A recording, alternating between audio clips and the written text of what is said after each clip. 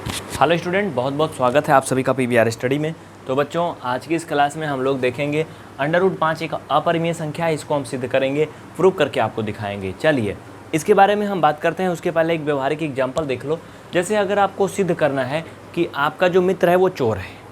अब भाई अपने मित्र को क्या करना है, सिद्ध करना है कि वो चोर है। आपको पता भी है कि वो चोर है, चोरी करता है भाई। वो आपकी जो है किताबें चुरा लेता है, कापियाँ चुरा लेता है, आपकी नोट्स चुरा लेता है, आपका मतलब बहुत सी चीज़ें चुरा लेता है, आपका दिल भी चुरा लेता है। तो आप कैसे करोगे इसको, कैसे सिद्ध करोगे कि वो क्या है, एक चोर है। देखो इसके लिए आप क्या करोगे, एक तरीका है कि आप उसे मान लो ईमानदार है। क्या मानोगे, मान लो ईमानदार है, चोर नहीं है। लेकिन जब उसे कभी आप किसी चोरी करते हुए पकड़ लोगे तब आप सिद्ध कर दोगे कि तुम चोर हो, क्योंकि आज मैंने तुमको पकड़ा है ना। सिद्ध हो जाएगा ना। उसी तरह से क्या करेंगे, हम इसको मानेंगे। क्या मानेंगे, एक अपरिमेय संख्या है लेकिन हम इसको मानेंगे कि माना √5 एक ये परमीय संख्या है। क्या है बच्चा, परमीय संख्या है। ये अपरिमेय नहीं, हम इसको परमीय मानेंगे। तो अगर इसको परमीय मानेंगे तो अब हम इसको क्या लिख सकते हैं, √5 बराबर P/Q। भाई P/Q के रूप में परमीय होता ही है। ब्रैकेट में आप लिखोगे जहाँ P व Q सह अभाज्य हैं। क्या है, सह अभाज्य हैं। And Q does not equal 0। P और Q एक सह अभाज्य संख्या है और Q डज नॉट इक्वल 0। ये चीज़ तो आप आराम से कर सकते हो।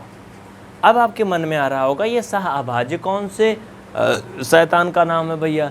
तो सह अभाज्य संख्याएं वो होती हैं जिनका HCF 1 होता है।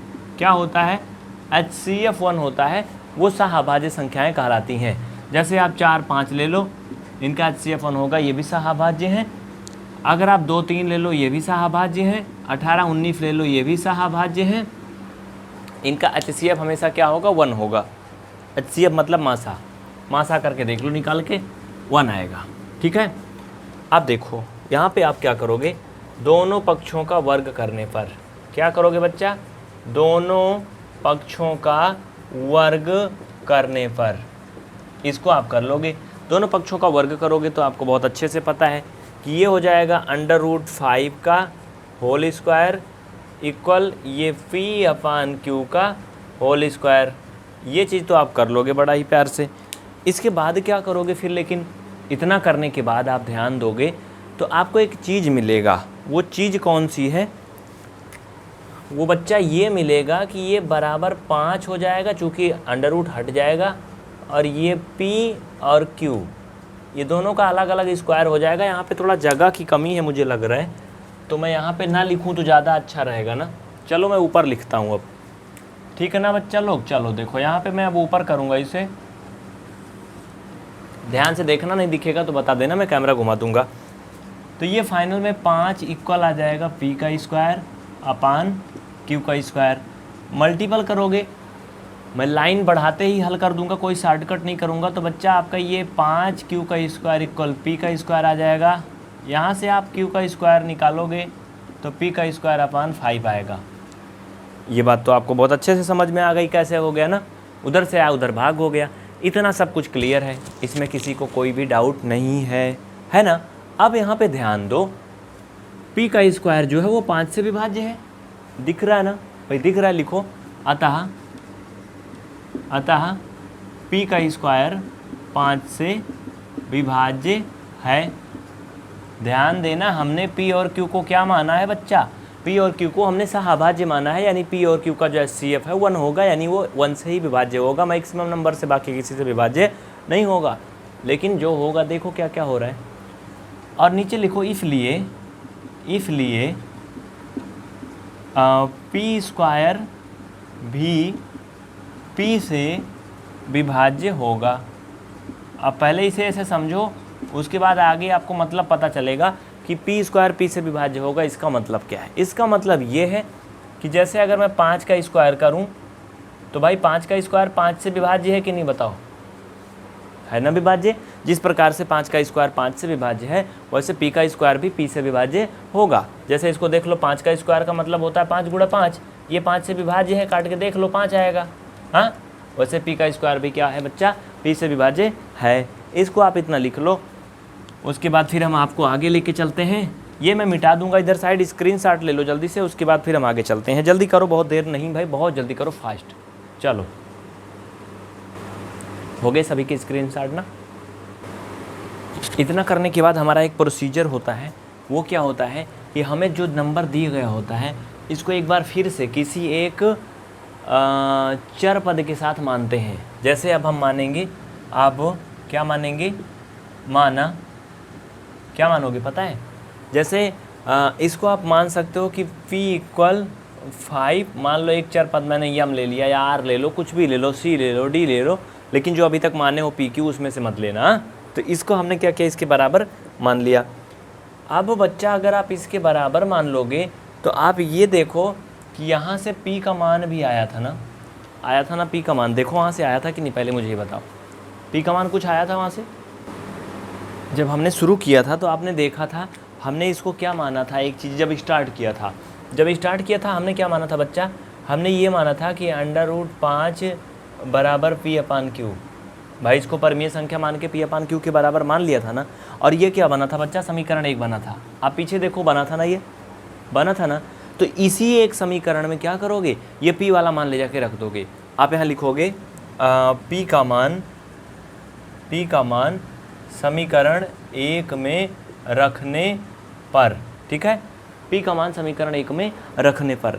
तो समीकरण 1 था बच्चा √5 इक्वल p/q। तो p की जगह पे 5 m/, ये q, ठीक है, इतना लिख लो। इसको स्टेप बाय स्टेप करते चलो, आपको सब कुछ क्लियर हो जाएगा, कोई टेंशन नहीं रहेगा। जल्दी से कर लो इतना। देखो ये जो हुआ तो समझे हो। इधर साइड में हम लोग क्या कर रहे हैं, हम लोग ये कर रहे हैं कि उसको एक चर पद के बराबर मान लिए 5 m को, और उसके बाद में वहाँ से p का मान इसमें रख दिए। अब इसमें लिखो दोनों पक्षों का वर्ग करने पर, कोष्ठक में लिख लेना दोनों पक्षों का वर्ग करने पर, यानी स्क्वायर करने पर। तो बच्चा आपको ये मिलेगा 5√² इक्वल 5m/q का होल स्क्वायर। ये चीज़ तो आप लोग कर लोगे, लेकिन जब इसे आप फाइनल करोगे तो क्या मिलेगा आपको पता है? नीचे आपको थोड़ा कम दिख रहा होगा, इसलिए मैं ऊपर हल कर दूंगा, उधर साइड में जहाँ मैंने उधर साइड किया था। ये चीज़ आपको ध्यान देना है, लिखते चलो ये सब, अभी लास्ट में इसका काम लगेगा फिर से। हाँ चलो, यहाँ से आपको एक चीज़ देखने को मिलेगा बच्चा, अगर उसे इधर साइड लाओगे पकड़ के तो आपको यहाँ मिलेगा, ये हो जाएगा 5 इक्वल ये 5 m का स्क्वायर/q का स्क्वायर हो जाएगा। क्या हो जाएगा? 5 m का स्क्वायर/q का स्क्वायर। लेकिन ये 5 रहेगा? नहीं नहीं नहीं, 5 नहीं रहेगा बच्चा, ये 25 हो जाएगा, स्क्वायर होगा तो कितना हो जाएगा? 25 हो जाएगा। हाँ ये लो। अब देखो, अब फाइनल में क्या आएगा आपका, फाइनल में इसमें ये इधर साइड आ जाएगा, तो ये हो जाएगा 5q का स्क्वायर हो जाएगा ना। क्या हो जाएगा? 5q का स्क्वायर ना, यानी आप इसे लिख सकते हो 5q का स्क्वायर इक्वल 25 m का स्क्वायर। इसमें तो किसी को कोई डाउट नहीं है? नो डाउट, एनी डाउट नहीं ना। तो बच्चा यहाँ से आप अगर q का स्क्वायर निकाल लोगे तो क्या बचेगा आपको पता है? पता है क्या बचेगा? यहाँ से आप q का स्क्वायर निकाल लोगे फाइनल में, तो ये 25 m का स्क्वायर/5 आएगा, ये 5 से कट जाएगा, तो q का स्क्वायर इक्वल ये 5 m का स्क्वायर आएगा। हाँ इतना तो ठीक है ना, इसमें तो कोई डाउट नहीं है, नो डाउट। अब आप इस 5 को इधर ला सकते हो, तो ये हो जाएगा q का स्क्वायर/5 इक्वल m का स्क्वायर। ऐसी स्थिति में देखो यहाँ पर एक और स्थिति बन रही है। अब भी ये q का स्क्वायर है, ये 5 से विभाज्य है। ध्यान दो, यहाँ पे लिखो, चूँकि q का स्क्वायर 5 से विभाज्य है, अतः q भी 5 से विभाज्य होगा। लिखो, इसे लिखो फटाफट। चूँकि q का स्क्वायर 5 से विभाज्य है, अतः q भी 5 से विभाज्य होगा। q 5 से विभाज्य क्यों होगा? जैसे अभी मैंने आपको दिखाया था बच्चा कि अगर 5 का स्क्वायर 5 से विभाज्य है तो 5 भी 5 से विभाज्य होगा। भाई सिंपल सी बात है, 5 का स्क्वायर मतलब 25, 25 5 से विभाज्य है, तो 5 भी 5 से विभाज्य होता ही है। तो वैसे ये भी क्या होगा, इस तरह से होगा। अब हमें क्या करना है, एक बात ध्यान देना है, जो मैंने आपको पढ़ाया है, हमने स्टार्टिंग में जब यहाँ माना था तो P और Q को एक सहअभाज्य संख्या माना था ना, और मैंने ये भी बताया था कि सहअभाज्य संख्याएं वो होती हैं जिनका HCF सिर्फ 1 होता है, मतलब हाईएस्ट कॉमन फैक्टर सिर्फ और सिर्फ क्या होता है, 1 होता है। यानी जो हमने माना था स्टार्टिंग में, हमारी मान्यता के अनुसार P और Q सिर्फ और सिर्फ 1 से कटने चाहिए थे, उससे अलावा और किसी भी संख्या से नहीं कटने चाहिए थे। अगर ऐसा होता तो √5 जो है एक परिमेय संख्या होती, यानी रेशनल नंबर होती। लेकिन हमारी कल्पना यहीं पे गलत हो गई, हमारी जो अवधारणा थी मैंने माना था वो गलत सिद्ध हुई, क्योंकि P भी देखो 5 से विभाज्य हुआ था, अभी पीछे मैंने लिखा था, और Q भी क्या है, 5 से विभाज्य है। अब नीचे इसमें स्पष्टीकरण आप लिखोगे, लिख लो 2 लाइन का जल्दी से स्पष्टीकरण। देखो मैंने पूरा स्पष्टीकरण लिख दिया है बच्चा, इसे आप लिख लो, स्क्रीनशॉट ले लो, वीडियो को रोक लो स्क्रीन पे टच करके और सारा छाप लो, मैं आगे से हट जाता हूँ। देखो स्पष्टीकरण में आप लास्ट में लिखोगे, हमने P व Q को या P, Q को सहअभाज्य यानी कि को प्राइम नंबर माना था, जो कि गलत सिद्ध हुआ, क्योंकि सहअभाज्य संख्याओं का HCF हमेशा सिर्फ 1 होता है। लेकिन यहाँ सिद्ध हुआ कि P व Q दोनों संख्या 5 से भी पूर्णतः विभाज्य हैं, जो कि मैंने आपको अलग अलग स्थितियों में दिखा दिया है ना। अतः इनका HCF 5 होगा। भाई सीधी सी बात है, अगर कोई 2 संख्याएं हैं जो कि 5 से पूरी तरह से विभाज्य हैं, बड़ी से बड़ी संख्या से, तो उनका HCF क्या होगा, 5 होगा। अतः हमारी परिकल्पना, हमारी जो इमेजिन थी, जो मैंने माना था, वो गलत सिद्ध हुआ। हमने माना क्या था, हमने ये माना था कि √5 एक परिमेय संख्या मैंने माना था, लेकिन हमारी वो जो मान्यता थी वो गलत सिद्ध हुई। इसलिए ये सिद्ध हुआ कि √5 एक परिमेय नहीं बल्कि अपरिमेय संख्या है। तो नोट कर लो बच्चे, आज के लिए बस इतना ही। अगर आपके मन में कोई सवाल है तो कमेंट करके बताइएगा। बहुत बहुत शुक्रिया आप सभी को। PVR स्टडी के चैनल नंबर 3 पर ये वीडियो आपको सुबह कक्षा 10 वाला 8 बजे हर रोज़ मिल जाता है, लाइव भी चलती है, आप ज़रूर देख सकते हैं। और हाँ, अगर आप इस वीडियो को फेसबुक पे डेमो के रूप में देख रहे हैं तो PVR स्टडी के पेज को जरूर फॉलो करें, हमें इंस्टाग्राम पे फॉलो करें, देखो लिंक दी गई होगी डिस्क्रिप्शन में, और ट्विटर पे भी फॉलो करें, और फेसबुक पे और यूट्यूब पे सारी कंप्लीट क्लास उपलब्ध है। मिलते हैं फिर नेक्स्ट क्लास में। 5 सेकंड के लिए ऊपर आपको नंबर दिख रहा है सबसे ऊपर टॉप पर।